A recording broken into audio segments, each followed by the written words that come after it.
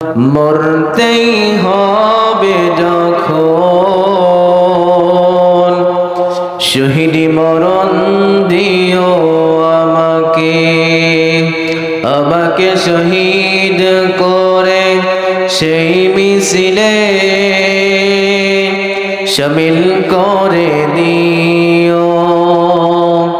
আমাকে শহীদ করে সেই মিছিলে শামিল করে নিও। যে মিছিলের নেতা আমির হামজা, খোবায়েবে খাব্বাব রবের কাছে ছিল অতি প্রিয়, শামিল করে নিও।